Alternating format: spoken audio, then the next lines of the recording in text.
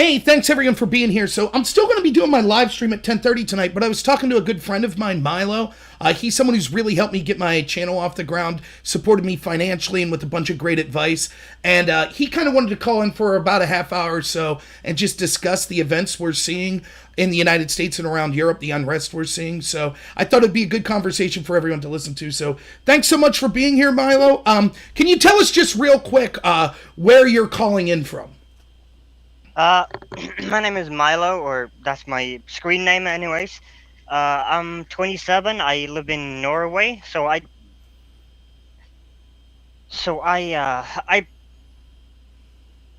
interest myself in U.S. politics a lot, and I've been a pretty faithful viewer and supporter of the show, and I'm happy to be here.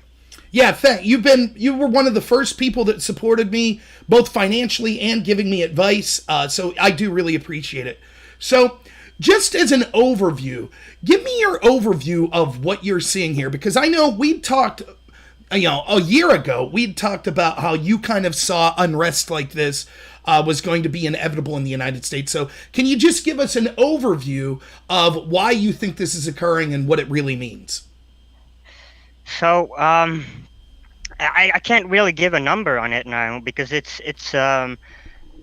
but in the beginning or the first half of last year, 2019, I began seeing massive unrest in the U.S. and basically not just in the U.S. but the whole world in general, but primarily in the U.S. because well, that's where everything happens, you know. Yeah. Yeah. Everything is about the United States, kind of in the world. So, um, well, in the first half of last year, I began. I don't know. It's just something that I learned over the years. To like I don't even know. It's kind of an art form to see the signs or see the take the temperature of the culture and take the temperature of the population and yeah, what people are thinking, what people are talking about, and those kinds of things. So I have been I spend most of my days consuming information, all kinds of information, news, intelligence, reports, studies, yeah, those kinds of things. So um, and just reading those signs, I just felt that there was something that was really wrong with society in general, and what we're seeing now with the coronavirus, and I don't even know if I can say that word, but on your channel because it's YouTube is being a bitch. I don't But care at all. You say whatever you want. yeah, well, I'm sorry. I don't mean any discrimination against YouTube, but they're kind of taking away uh, monetizations for a lot of channels and taking channels down for even discussing the topic. So Yeah. yeah, Yeah, I'm demonetized anyways by them most of the time, so I don't care at all. yeah, And we're going out over many platforms, so YouTube's just one of yeah, them. So yeah. No, let's just start with the protesting. Uh, where do we start with that? For example, I just want to mention that there was um, uh, there was a large support protesting or supporting of the protesting against. Excuse me, I'm sorry. no problem. Yeah, the protesting for George Floyd uh, and Black Lives Matter. That also happened here in Norway. So I just thought that was an interesting fact that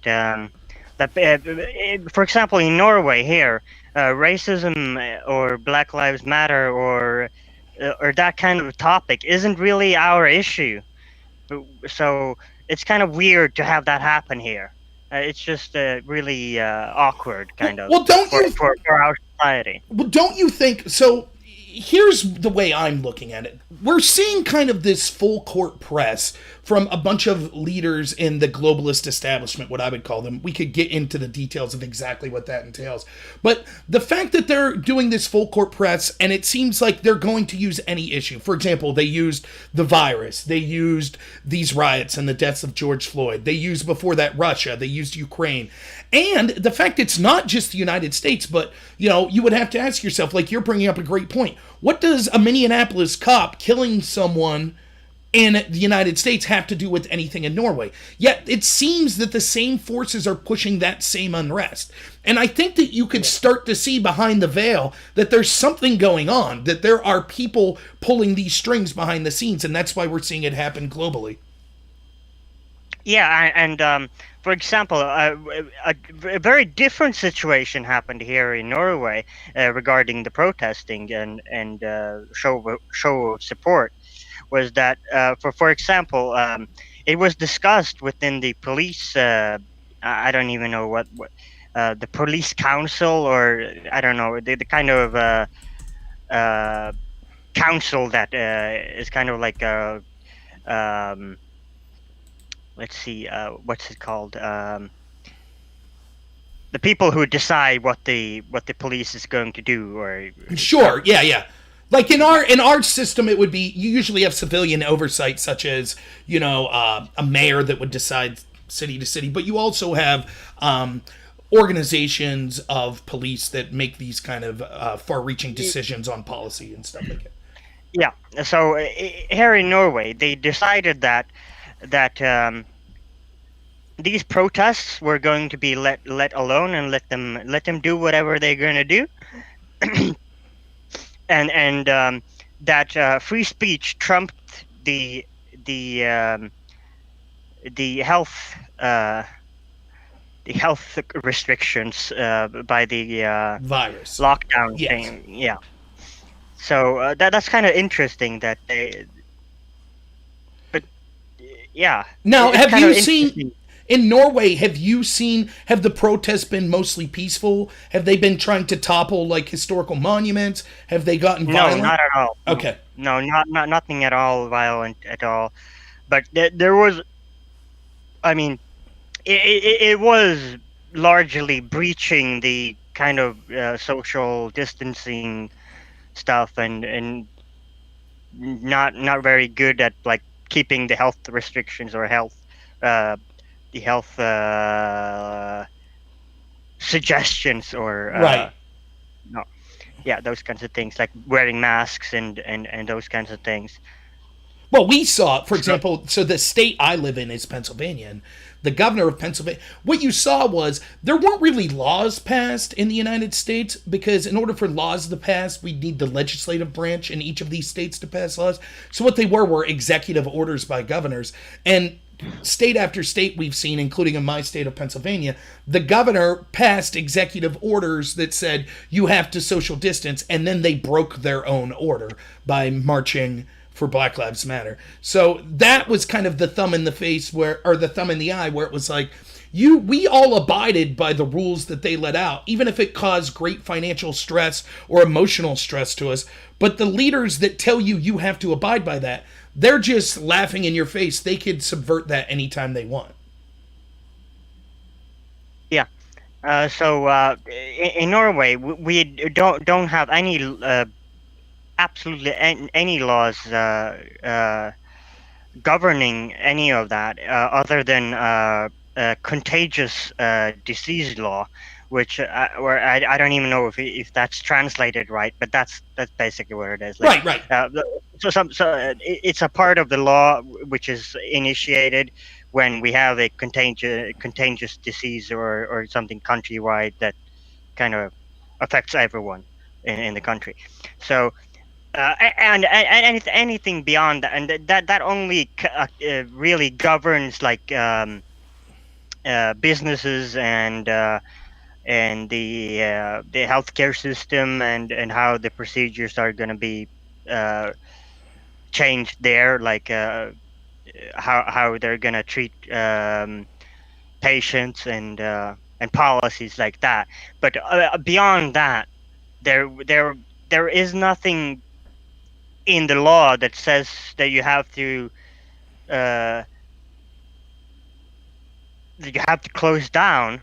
That was just a recommendation. Everything is just a recommendation, and I assume that it's the same in the United States as well. That really, if you look at it, it's just a recommendation, and you can actually do whatever you want. Well, I mean, It's just, not actually, believe it or not, not really. There have been people that have actually been arrested. For yeah, example, yeah, I know that. people lost or they lose their license to operate businesses. I know one of the first incidences was here in Philadelphia. We actually saw a gentleman tried to have a wedding with 50 people attending, and they broke the wedding up and took him to jail on his wedding night. So it was considered a criminal violation, and in order to not follow these executive orders. So, but yes, as far as the masks and stuff like that, businesses in my area will have signs up that say mask is required, but no one's enforcing it. It's just kind of like, whatever. Let me ask you this. Who do you think's benefiting from the unrest that we see? So I know that the particular groups feel like they're benefiting, such as Black Lives Matter or Antifa, but do you think there are more powerful players that are actually benefiting from this unrest?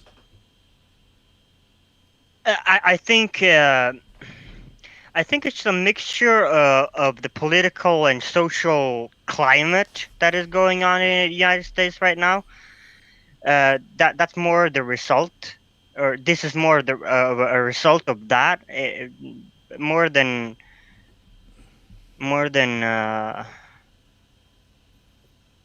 more than what you mean. Okay. Uh, So you don't think this is a I'm sorry. coordinated effort? You think this is just something that spontaneously arose? No, of course it's a organized and pretty deliberate uh, action, but uh, who benefits from it? Well, who's I, I, who's I who's controlling? Who's doing the coordinating? I guess is my question. well, I mean, there are many different groups that are in control of this, or kind of funding and supporting and like putting fire under putting firewood into the fire kind of thing. Or blowing smoke, like blowing oxygen onto the fire. You Right, know what I'm right. saying? Yes. So who is it really? Well, that's a really good question, but um, I think that people are lost. People are lost for what they want, or they're lost in their ways of what do we really want in our country. Everybody wants change, but they don't know what change means, or what change they want. That's kind of the issue here. Well, for me, I feel like that this has been part of the agenda of these establishment people that want sort of this globalist system. And so they're represented by all sorts of people. You have wealthy oligarchs, people that might be like Bill Gates or George Soros that were involved in this, but also people in other countries as well that would be similar to this. But then that's combined with unelected bureaucrats throughout the world, such as in the EU, in the United States politics. This would include the intel agencies, it would include the bureaucracy in places like the State Department. But it's Yeah. also, I think, establishment politicians, particularly at the highest levels of the Republican and Democratic Party. But I think the Democratic Party is the face of it. And then, of course, you have all the people that control culture, such as in the entertainment industry, in the mainstream media in Silicon Valley. And I think that this is the first revolution I've seen in my lifetime where it is a revolution of the establishment against the poor people. Most revolutions are the other way. But this is, I think that it's very telling that Black Lives Matter is totally endorsed by every establishment institution. Totally. To the point to criticize it would get you drummed out of polite society. And so that's who I see benefiting. I see the only two groups that benefit are racist of all stripes, so black racist, white racist, extremist, and the establishment. This will not help inner city black communities at all. In fact, it's going to make it much worse. That's my take on it, at least. Yeah, like I have a better answer for you here. So I think that the established elite or the established I don't even I don't have a better word for it than established elite and those who really control the world and politicians, government institutions. I think the real issue here is that they know that they are losing control, so they're trying to make up a reason to lock us down and um, just suppress our free will, basically, because they have lost control over our uh, the mass control that they had, like for example, 20 or 30 years ago, like the, the sheer force of power that they had over people. And I think they lost that, and that they kind of made things worse and worse and worse on purpose, just to fire this thing to a point where they can say, like, okay, you're out of line, we gotta put you in jail. So Everybody. do you think, because I've seen a lot of my friends on the left who maybe support the idea of Black Lives Matter, but they think, I have a lot of friends on the left that think it's going too far at this point. And their fear is that this is kind of a Hegelian dialect where they're going to, where the Yeah, that's exactly establishment, what it is. right, the establishment is allowing it to get out of hand. That way people will clamor for kind of more control from the establishment to be able to quell this sort of violence. Yeah, but I think it's much bigger than that. I think that the this kind of movement, or the I don't even know the better word for it than a movement. Mm-hmm. There's a movement from the established elite, or the established government institutions, to kind of uh, get us in a direction where we can't go back, where we can't go back to being peaceful, where we will only have unrest and total uh, total tyranny as a result of the end result that they want is basically to get everybody under some kind of state supervision. Mm-hmm. That's what I think this really is about. I think it's a little bit larger than this little issue about Black Lives Matter, and this kind of that's kind of a small issue, because we've already dealt with this in the 60s, but now we're firing it up this fire again, and we did it right in the 60s. We are in an equalized, somewhat equal society right now. So I just don't understand where this is coming from, and I don't understand what the purpose is, other than causing unrest and causing mayhem, basically. Well, I think, my research of this is that you basically had this kind of academic battle that was occurring in the United States and in the West in general about what system was better, the Soviet system or kind of the Western system. And then once we started to kind of see what was going on in the Soviet Union with, re-education camps, millions of people starving, Marxists sort of lost that argument, but they became what they call cultural Marxist, where instead of separating us just into the proletariat and the bourgeoisie, they're going to separate us based on race, gender, religion, etc.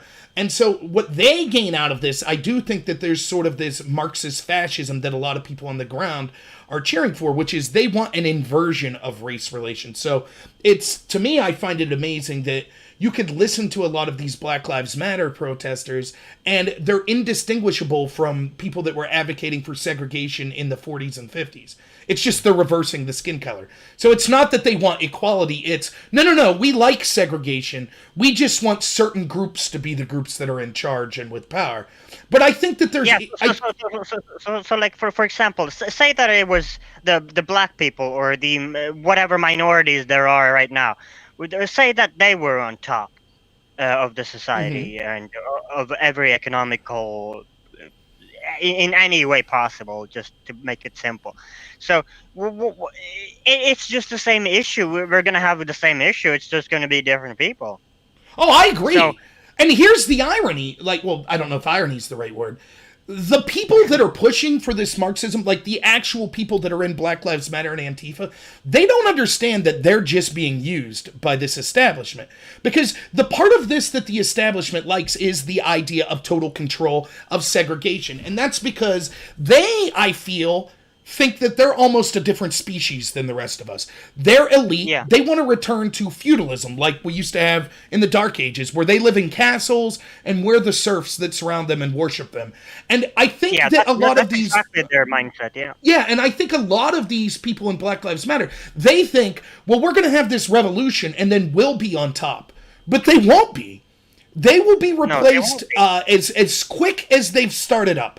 And that's why I tell them, even though I'm against the movement and I think that the racial division that they're causing and the physical violence and destruction of property is terrible, just in the sense of if you're really advocating what's best for your community and your agenda, you don't want to ally yourself with all of these people in these institutions because they will throw you under the bus as soon as they can.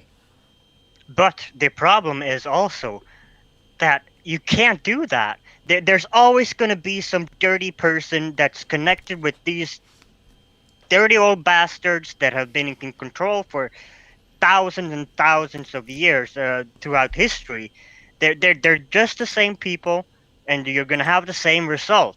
It's just going to be maybe a little bit less of the evil, but it's still going to be the same kind of control. It's going to be the same kind of evil that rises out of whatever movement or whatever you're going to do, because they're always there, and you're not going to get out of that.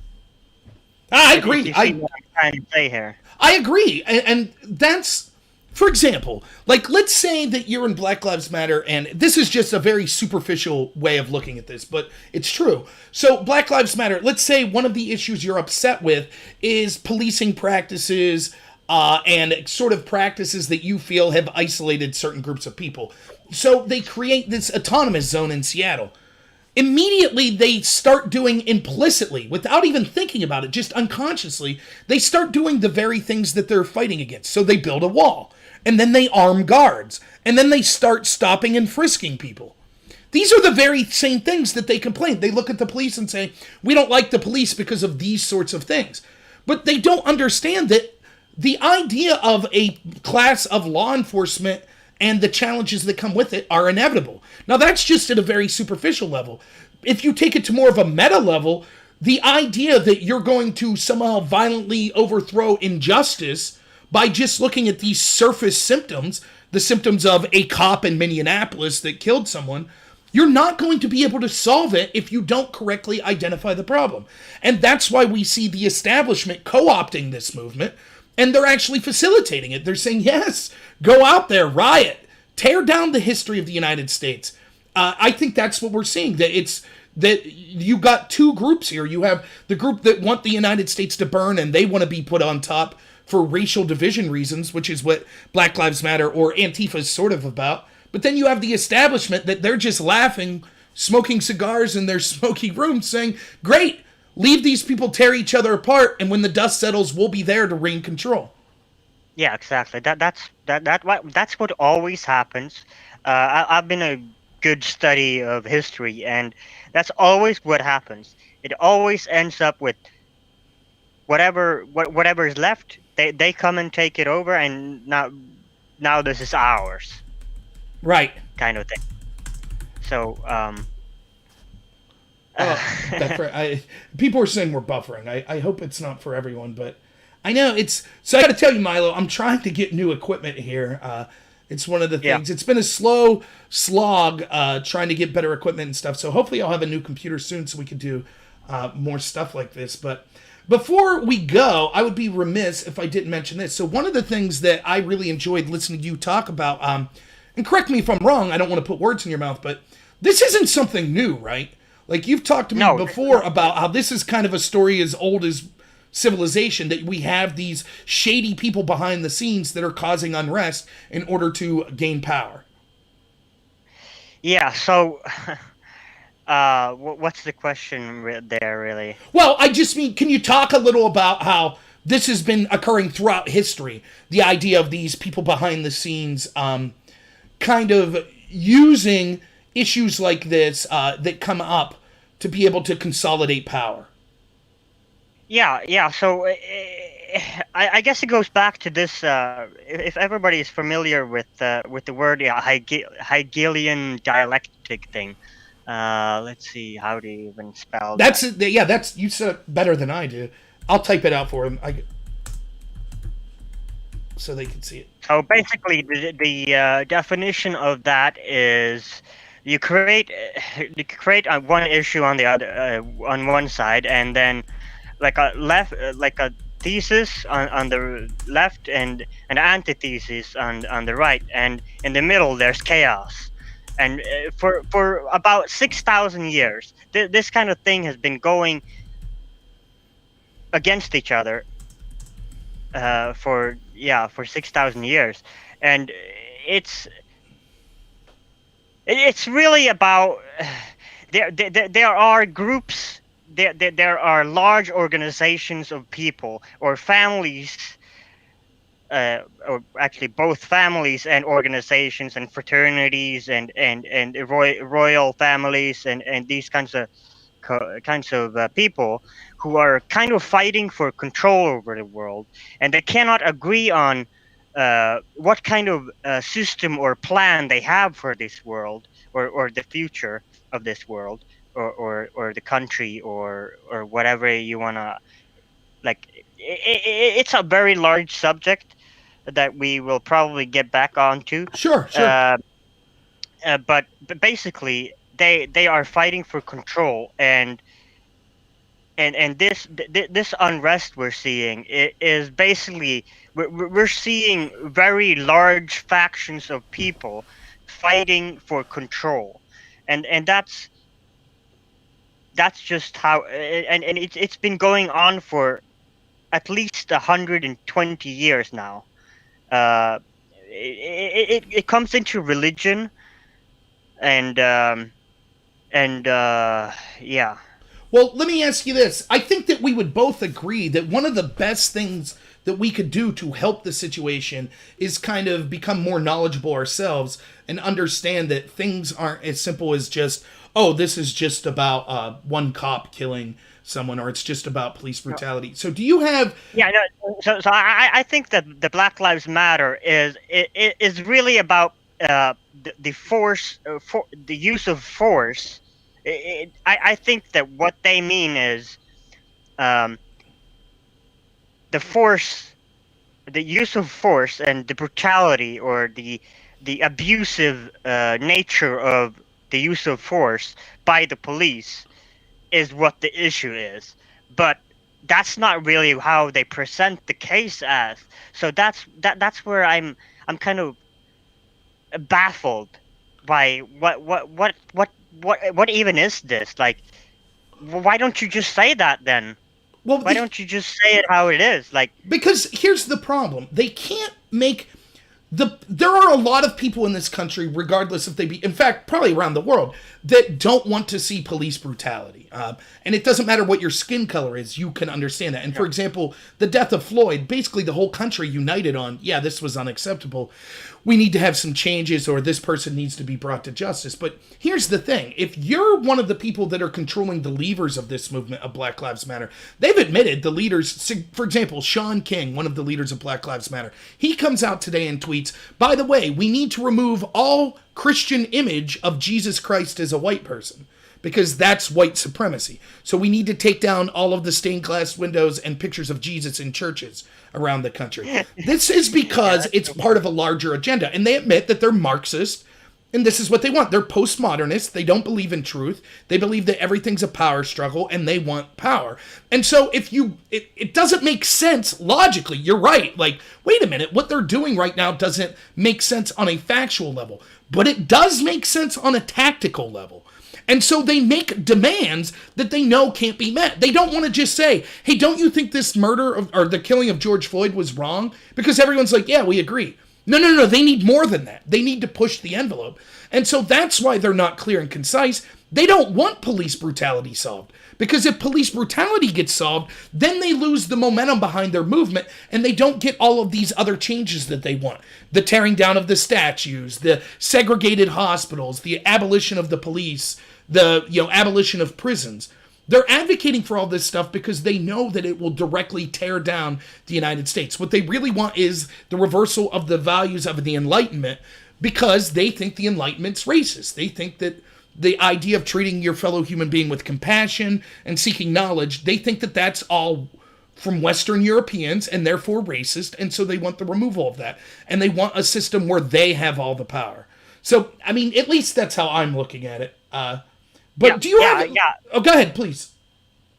yeah. No, I think that it's largely a result of ignorance, uh, like an ignorance for history and ignorance for history in general. And just miseducation. Like I'm not. I'm just talking. I'm not. I don't mean that people aren't educated. I mean that there are large holes in the education and large holes in the way people are uh, largely around the world how history is presented in education. If you understand what I mean by that. Oh yeah, I agree, Yeah. and I think that's intentional. I think that they intentionally keep people misinformed or ignorant of what's really going on because then it's easy to control. I mean, the image of George Floyd dying, that's what they need, right? They're constantly searching for that thing that makes you forego logic for emotion, right? And when they Yeah. get that, then they're able to, aha, we got it. And now we can present a bunch of illogical solutions. But everyone's just so, I mean, for example, this is a classic war tactic, right? 9/11 happened, and then we're going into Iraq.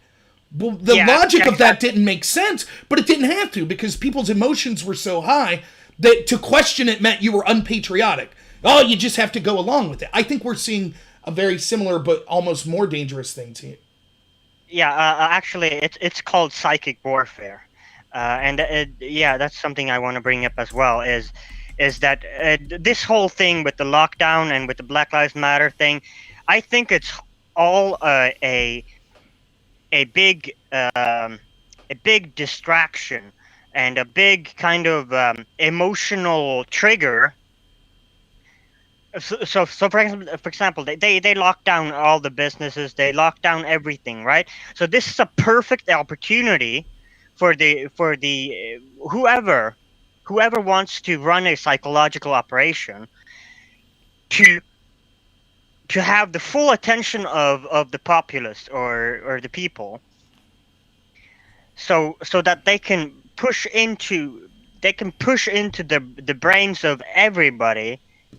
This is a perfect, like there is nothing else that you can do in this time. You can't go out. You can't just you can't not- you, right now you just can't live normal life.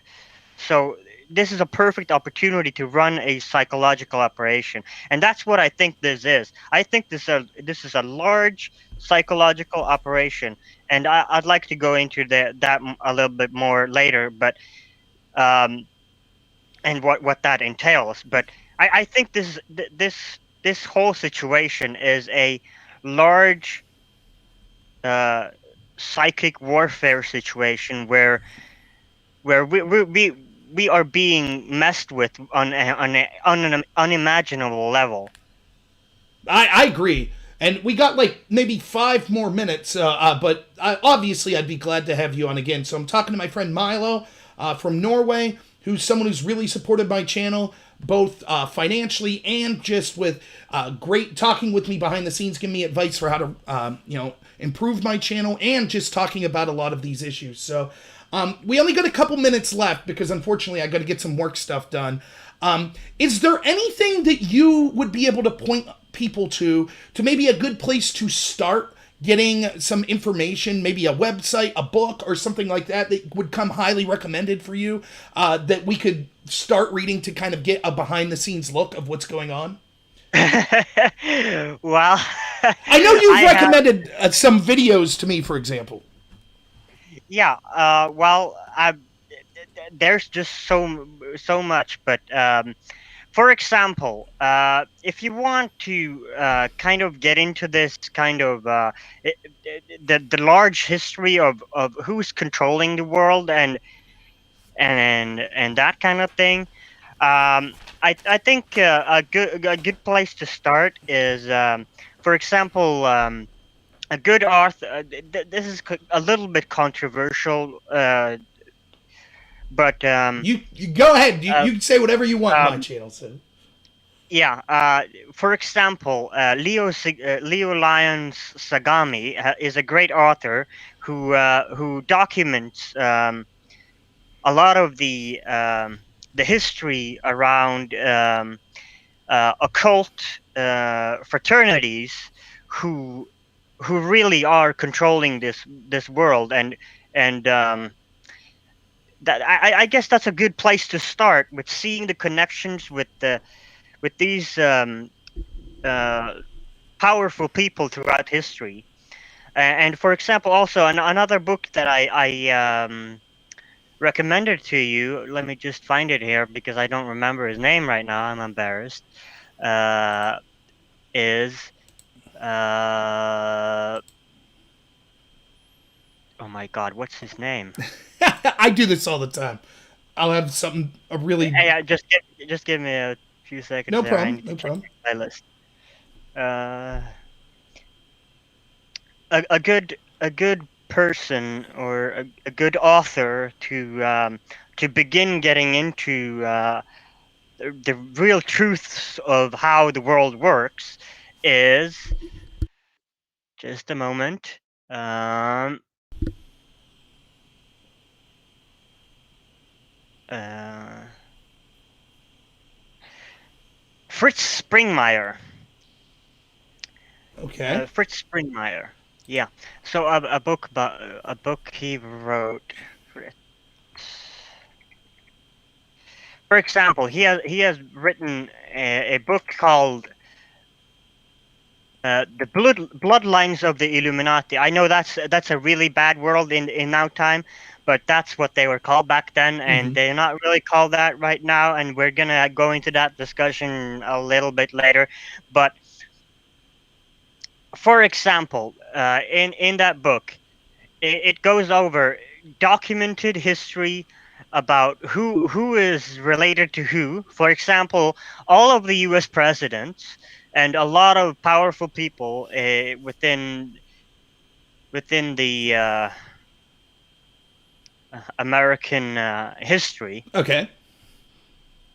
It goes into religion a little bit. It goes into it's really go it also he has written books about mind programming. That's what his expertise level is at, is these he did a series of interviews with these some of these people who were in these power families that were brainwashed to the point where they believed that they were a candle, and that they were like it sounds absurd, and it is, but they were so programmed. They were so programmed that they believed that they were something totally different. Like, for example, that they were a cat, and ridiculous stuff like that. Mm-hmm. Um, Well, I know even Edward Bernays, like just the idea of that he wrote, and I've read a lot about him. The idea of how to influence the public or the mob, basically, through advertising and things like that. But yeah, we're gonna be heading out. So again, this was my friend Milo from Norway. Milo, I hope you'll come back on. I don't know exactly when we could do that, but I really appreciate you coming on. Yeah, thank you for having me. Yeah, we'll do it again for sure. And just a quick programming note for everyone here. So I will be going live at 10:30. I just got to get off for like 20 minutes and do some work stuff. So I'll be going live at 10:30. It should be a really good show. I'm going to go through some requests that I've had to look at the Bureau of Justice statistics on things such as police cases, violence between police and communities and things like that. Plus, a friend of mine sent me a list of Black Lives Matter talking points that he asked me to rebut. So I will be doing that as well. So it should be a good show. So that will be at 10:30. Tell your friends. Try to get some people here. And if you ever want to do sort of a stream with me like Milo did here, you can email me at rob.nor@gmail.com. Milo, I hope to talk to you again soon. It was a blast, and I think it was a really good kind of first stream we've done together, kind of laying some of the groundwork for kind of conversations we might be having in the future. Yeah. Yeah. I loved it. I guess take care, everybody, and we will see you in some time, maybe. Yeah, absolutely. So, all right, thanks so much, everyone. Be right back here at 10:30 for my regular stream, and as always, have a good one.